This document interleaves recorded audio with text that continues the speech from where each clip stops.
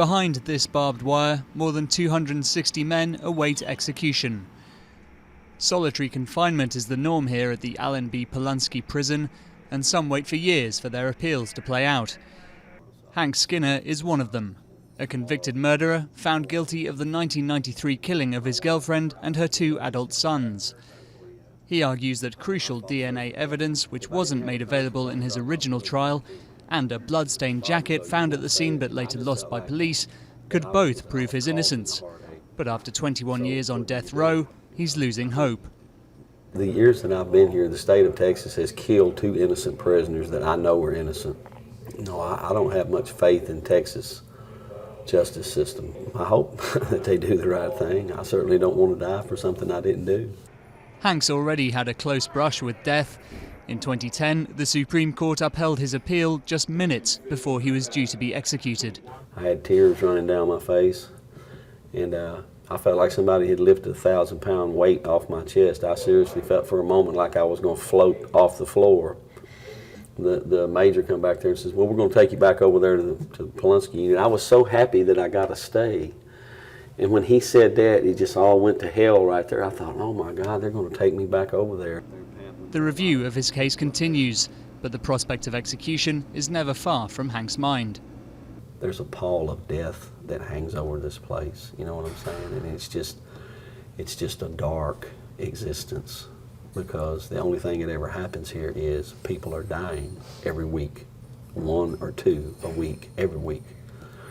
And so, you know, some people would say that justice is being carried out, but I don't see it that way. Israel Santana does see it that way. In 1991, his cousin Alexandra Rendon was brutally murdered. He abducted her, kidnapped her, raped her, brutally raped her, shot her, told her run, thought she was going to be given a chance, and shot her in the back like a coward. Her killer, Robert James Campbell, recently had his execution stayed hours before it was set to go ahead. A court ruled he didn't have the mental capacity to be held responsible. I didn't know if that would bring closure to me, but since the execution didn't happen, I can absolutely tell you we were brought no closure whatsoever, and it made it even harder. A committed Christian, Santana nevertheless says he's a firm supporter of the death penalty. There is a battle inside of me, whether I can give this man my forgiveness or not, but I will. I will forgive him, but nevertheless, if my own brother had committed such a heinous crime, I would still say, you need to face the death penalty. No executions at all have happened in the US since that of Clayton Lockett back in April. His vein gave way during the lethal injection, which involved an untested cocktail of chemicals. These were used because the EU has banned the export of other death penalty drugs, which are only made in Europe.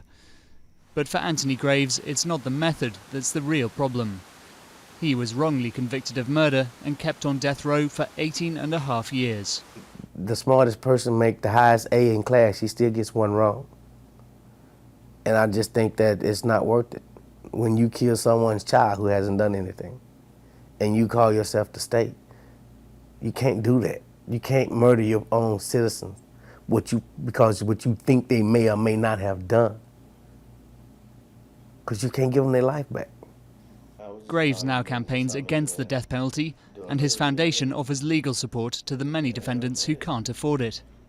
As that thread that goes through every case of injustice, lack of resources. They all didn't have resources, and most of them look like me, had the same skin tone as mine.